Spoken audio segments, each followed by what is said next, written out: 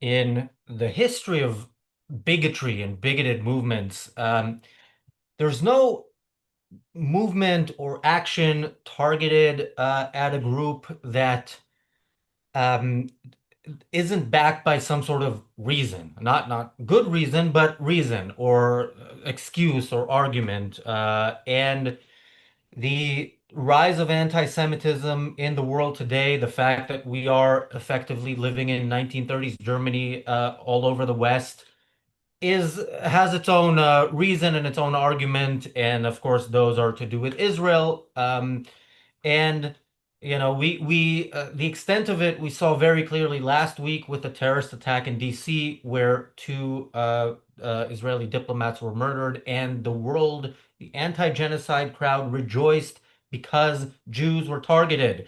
London is no different. Kind of difficult to get a gun, but possible. But as of now, that has not happened. But last night, or sorry, the night before last, a group called Palestine Action, not officially currently designated a terrorist organization in the UK, and you have to wonder why, but this group took responsibility for an attack on a Jewish business in Stamford Hill. People who know London know there are a few Jewish areas. Stamford Hill is the most religious Orthodox area. So there was an attack on this business. There was a claim by Palestine Action that this is something to do with Israel. The business that was attacked denies that this connection is true, but that doesn't matter, and we know it doesn't matter. I mean, this business was targeted because it's a Jewish business and it's in a Jewish area, and the goal is to make sure that Jews do not feel safe. And if you are Jewish and in London and rational, you do not feel safe because these people are out there and they're doing their things, and they're doing them more and more openly because they see they can get away with it. And if you think this is any different from 1930s Germany, look at what was actually done in 1930s Germany and tell us how this is different. Welcome to the Daily Objective. I'm Razi Ginzberg. I'm joined by James Valliant. James, let me just thank Jonathan Honig for the super chat. Thank you, Bonnie, for the super chat. Thank you, Jonathan, for another super chat. James, I will go to you now. Well, isn't it sad it's turning out just as we said. In fact, before even the diplomats were killed in DC, we were saying the atmosphere was approaching that of, Germany in the 1930s. And this is just another vivid case. Hate crimes are on the rise against Jews more than any other group in the world, especially in the West. We create terms like Islamophobia and stuff like that.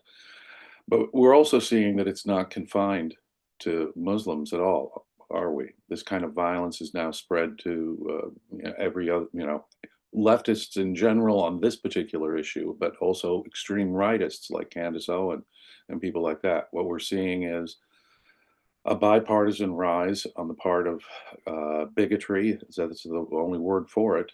This is an extension of the collectivist hatred of Hamas. Hamas is genocidal. They're bigoted. And so those who take up their cause are simply reflecting the kind of collectivist violence that as official policy for Hamas.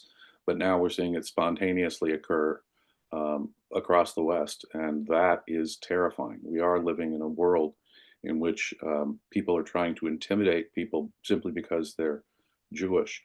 I heard there were boys who were attacked, and one of them was hospitalized. And this neighborhood, come on, this neighborhood's targeted because it's a Jewish neighborhood.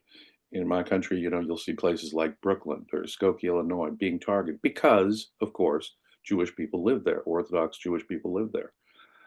There's no question in my mind this is motivated by bigotry. And think of the collectivist thinking here.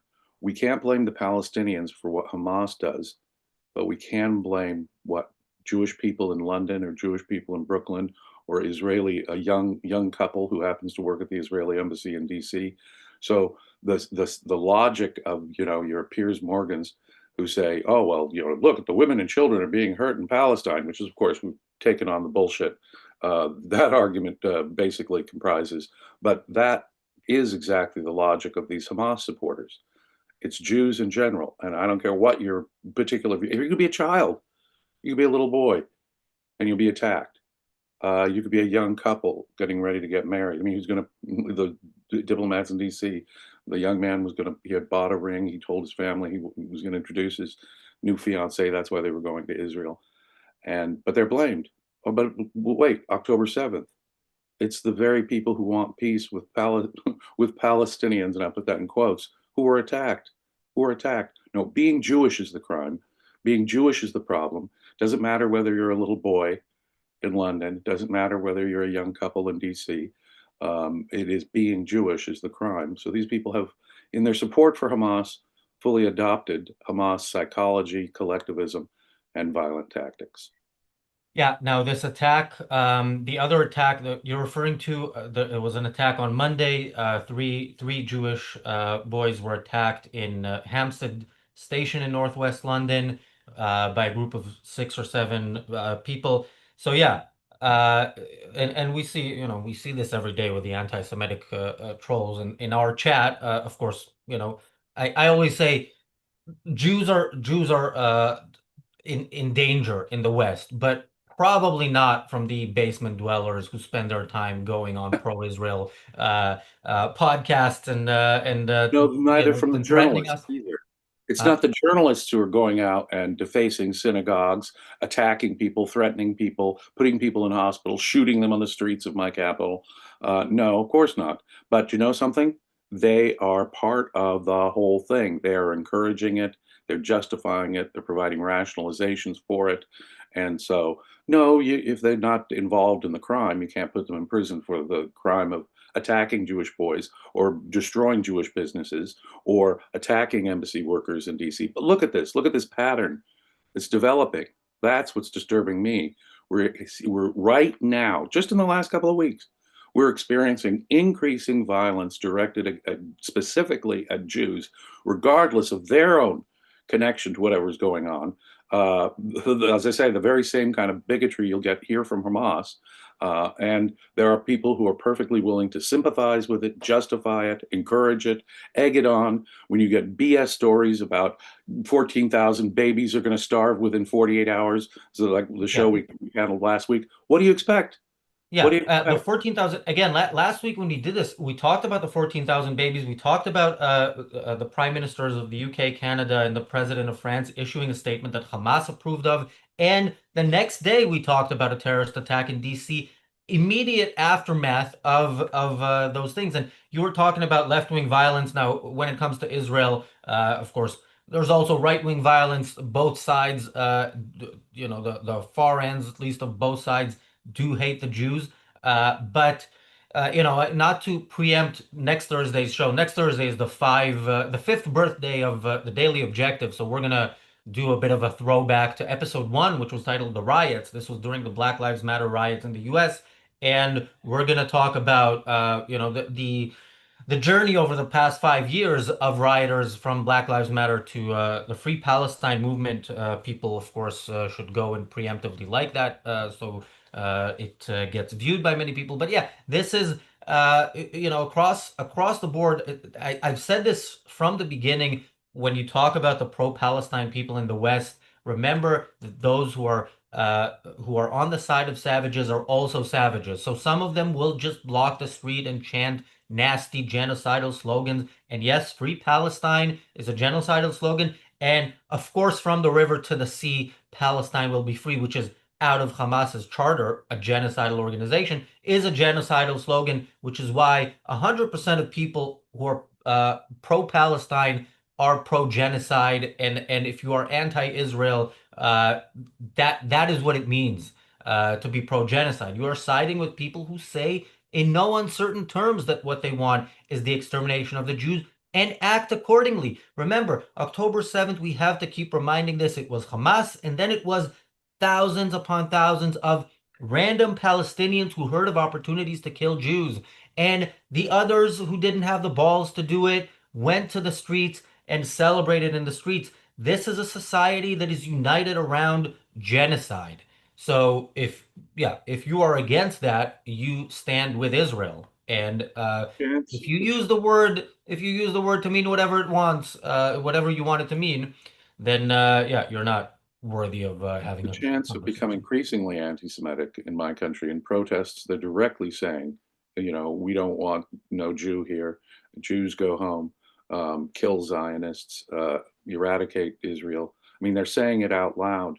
They're saying, and of course, this slogan, globalize Intifada. If you know anything about the history of Intifada, that means vicious attacks on civilians, murderous attacks on civilians.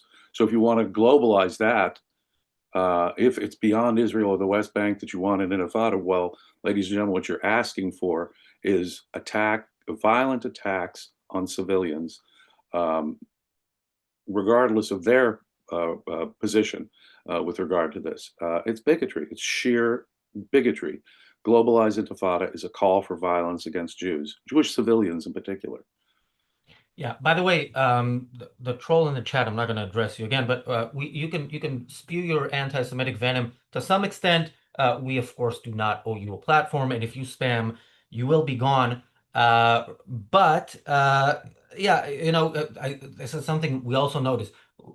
We don't get people arguing the case for why, from any reasonable pro-human perspective, you should ever support these people. We don't get that, in the with the uh, spammers in the chat. We don't get that in the protests. Of course, protests are not about making an argument. They're about blocking people's way, so they have no choice but to listen to you and then repeating some, uh, semi-rhyming slogan, and that's it.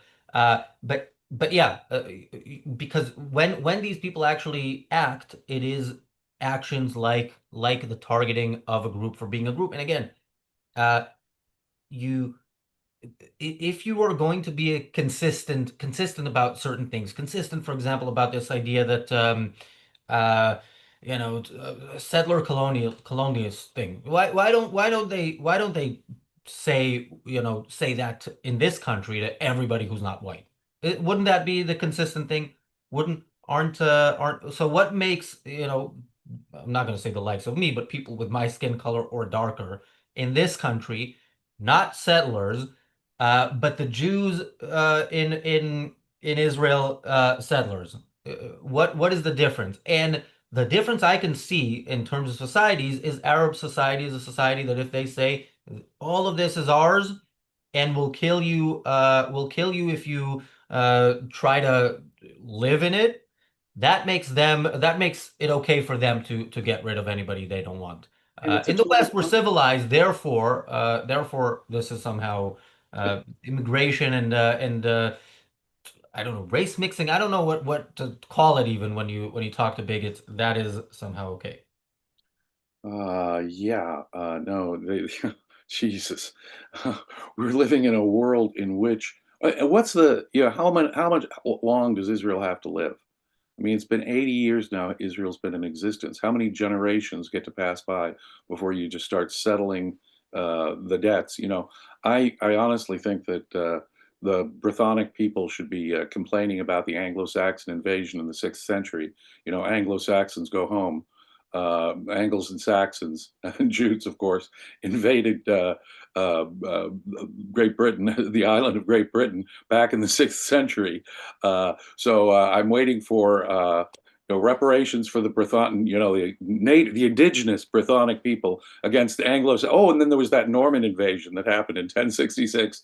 I think we should get, really, no, we come to terms, ladies and gentlemen, and we realize, okay, the past is the past. That's it. Let's move along. Let's create a society in which everyone is treated equal, Norman or Saxon, Saxon or Brythonic.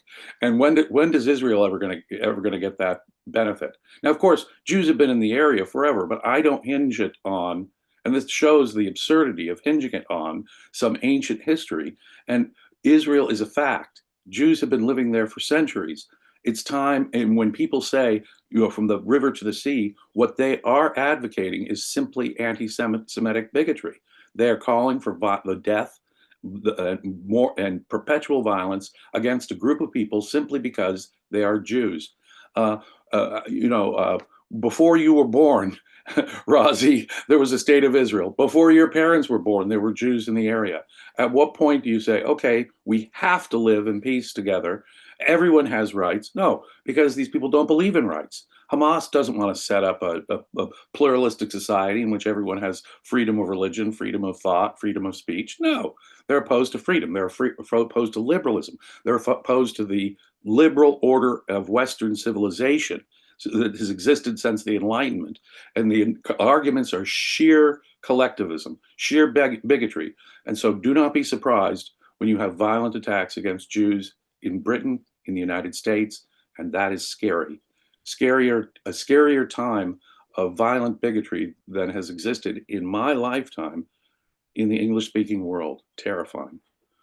Absolutely. By the way, I'm a proud settler in this country. I moved to the place where, I could live the best life within the places I could move to legally. And I think I'd love to see a world where we could do that a lot more. But yeah, I don't know why we're even Well, in engaging in these Britain, I arguments. think By the the way, Hindus. Daniel, I can't read all the chat. If this guy is worthy of a ban, go ahead, because I'm not Well, knowing I everything. think Hindus should be removed from Great Britain. I think people from Zimbabwe should be removed from Great Britain. After all, these people, they have no right to come in and colonize, Somebody's going etc. to clip that. And Obviously, I'm being sarcastic. They'll clip that part out. But that's the same. It would be the same kind of logic if you were to say Hindus go home in London, or if you were to say Zimbabweans go home to Zimbabwe. People would immediately see the racism involved. When people say Jews go in Israel, go back to Poland or something. What? Hang on. It is sheer bigotry. It is collectivist, tribalist mysticism, where you just and hate the factually person. incorrect, not just because the vast majority of Israeli Jews were born in Israel, but if you do insist on, being racist about it, most of them, their origins are in Arab countries. They're not going to say go back to Yemen, although Yemen and there were Syria pogroms and in Iraq Yemen, and but Egypt. Poland is where so many Jews were, literally, gassed to death. Slaughtered. Yeah. Hitler rounded up as many Jews in Poland as he could possibly find for the slaughterhouse. So when you say go back to Poland, go back to a place within the last century where millions of Jews were targeted and slaughtered. I mean, that is just horrific. And that really shows their alignment. When we make the comparison between the violence going on against Jews today and in the 1930s, it is no exaggeration.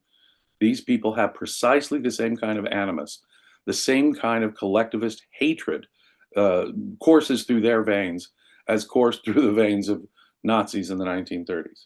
Yeah. Yeah, and again, you mentioned the journalists, there's the politicians, there's of course the academics from which the aforementioned all eventually flow. That's where the ideas come from, and it does trickle down, and it trickles down in different ways. Some people will just block the road. Some people will just, stay in their basement and be on our chat. Some people will go and attack a Jewish business but at night, when people aren't there, and some people will see Jewish kids and maybe beat them up a little bit, maybe beat them up to death, maybe somebody will hang out outside a Jewish center. There's a division of labor in Palestinianism, as I would call the modern iteration of Nazism, at least when it comes to the anti-Jewish part of Nazism. I'd say Palestinianism is what we're seeing here, and yeah, this is look. In London, I haven't tried this. I wouldn't because I'm not religious. But if you wear a yarmulke in many parts of London, I am sure if you walk down the road, I wouldn't try it anyway, and I wouldn't recommend it. If you walk down the road for a few minutes, you will get assaulted. I mean, the kids in Hampstead, that's northwest London. That's not exactly a Jewish area, but kind of close to Jewish areas. It's a better area. If you go to some places in East London where the police don't really go, and you wear a yarmulke, you will likely not survive. And again, there's no other group you can belong to that is the case for. It doesn't exist for anybody other than Jews. Well, at least we'd recognize if there were, I mean, I'm not saying that there isn't racist violence against other groups, but it pales in comparison these days.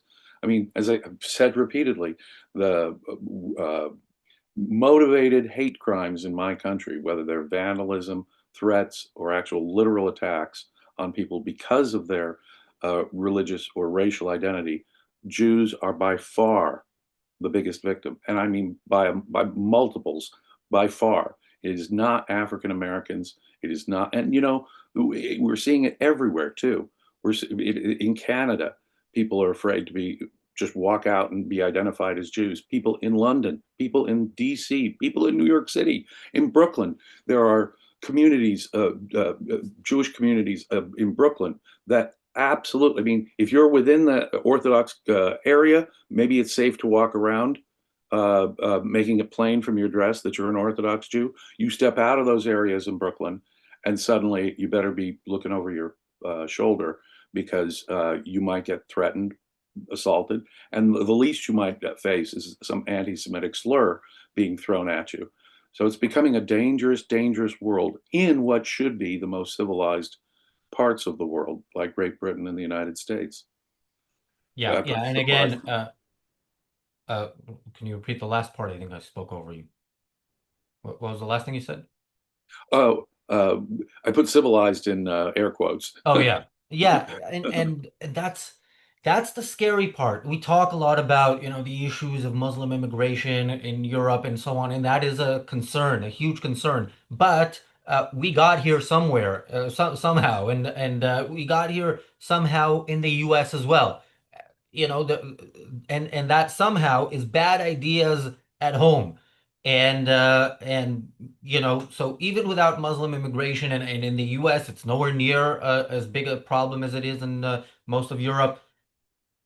It looks like you're screwed basically, and it looks that way when you see those animals, those, just like the people in Gaza, but in university and in the middle of a nice city, but animals nonetheless, do their thing, and police stand by and do nothing, and people make excuses, and politicians go and thank them and shake their hands. Um, you know, where do you think this is headed, if not to where it was headed the last time it was done in this way? There's no reason to doubt that it's heading in a. We've seen this though, the left and the right. Just as in Weimar Germany, we saw sort of totalitarian convergence. So until we get to the point where the choice is between the Nazis and the communists, I'm afraid that the so-called civilized West that fought and defeated that same Nazism is headed down the exact same path, where right and left are converging on fascist type answers to these questions, collectivist type answers to these questions. And in that calculus, the Jews are going to come out the loser, just as they did in the 1930s under totalitarianism. It wasn't a bed of roses to be Jewish, even in the Soviet Union. Totalitarianism, for some reason, has a special hatred for Jewish people. And when you see both left and anti-Semitism arise on both the left and the right, which is increasingly becoming more and more fascistic in their own approach, where are we headed, Razi? We're headed in the exact same direction. My great teacher and mentor, Leonard Peikoff, wrote a book that I want to recommend to everyone, The Ominous Parallels. And it was published back in 1982. That's 43 years ago, in which he said that my country, America, was headed in the same direction that Weimar Germany was headed in. He said America had cultural reasons to resist that, and he was hoping that America could resist that. But the ominous parallels that he observed were unmistakable, that America, perhaps at a slower pace, but America too is heading down the path of Weimar Germany, culturally, politically, and unfortunately, everything that I have observed for the last 40 years has only confirmed what my teacher Leonard Peikoff was writing about and predicted in the ominous parallels. It's true that there are reasons why Great Britain and America is moving slower in that direction than Weimar Germany was, but we're headed in precisely that same direction, ladies and gentlemen. where uh, Jew-hating totalitarians on the right and Jew-hating totalitarians on the left are sort of converging and are going to become our only choice.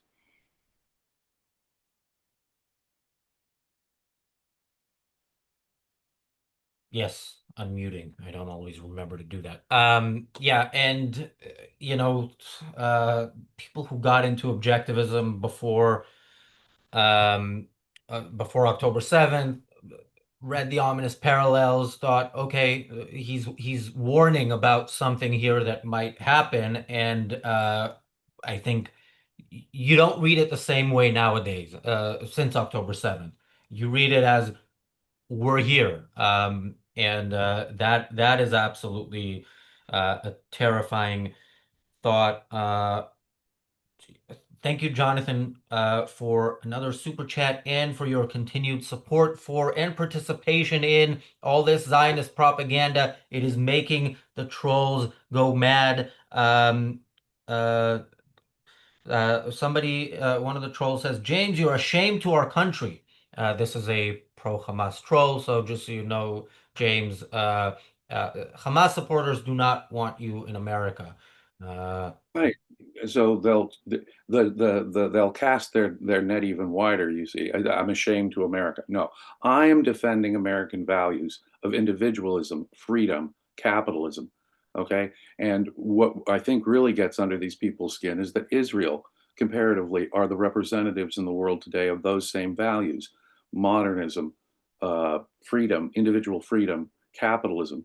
They're associated with comparative secularism. They're associated with capitalism. And so that's pretty much why you hate them. And no doubt why you hate me and anyone who would defend the values that my country was founded on: individual rights and individual freedom, and capitalism. Of course, where do I go home to? But in any event, my ancestors have been in North America for centuries. But so where do I go home, I guess? But the point is, yeah, I'm a Zionist. If you want to cast your net so widely as to include me, yeah, I have Jewish relatives. But oh, by the way, I myself am, don't have, not Jewish, but and I've never been Jewish, and I'm didn't not we make an honorary Jew in the made me an last meeting of the honorary. Jews? But, Oh, yeah. but yeah, you're going to cast your net so widely as you're going to attack defenders of Israel, defenders of capitalism and civilization, enemies of these barbaric monsters who perpetrate things like October 7th.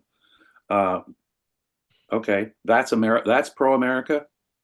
You and I have a very different vision of what America is all Yeah. about. And yeah, look again. This is a basement dweller, but these ideas are out there. Unfortunately, this guy did not come up with his views. Okay, he's copying them from somebody, and yeah, those people are the threat. Thank you, PC, for the super chat. PC says Israel is best for Jews. Uh, Israel needs to start defending itself, and it'll be even better for Jews and for the rest of the world. But we will keep demanding that it does so on this channel, on this show, and also on this show when it is live in front of an audience, which will happen at least a few times this year. The first or the next of those is July 1st. The Daily Objective and the reality show live in Boston. Make sure you're there. You'll want to be there. There's going to be a link here in the chat and in the description where you can sign up for free, but there are limited seats. We are planning to do them in California as well later in the year. We will advertise that soon.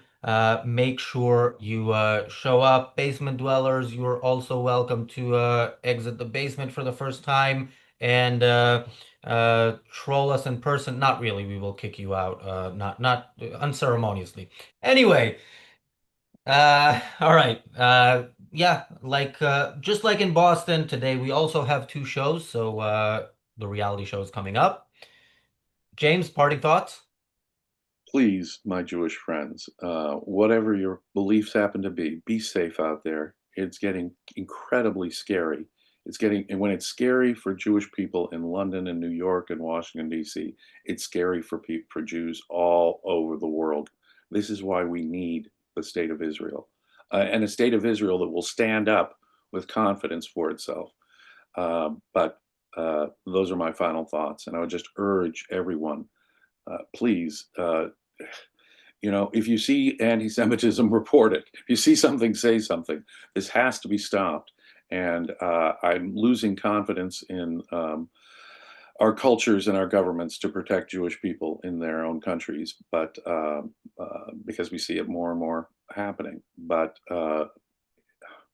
what can I say? It's a terrifying time we live in. Be safe. Yeah, and PC says something about doing it in the UK. We did it in the UK, but we have to be a bit more careful here how we advertise, unfortunately.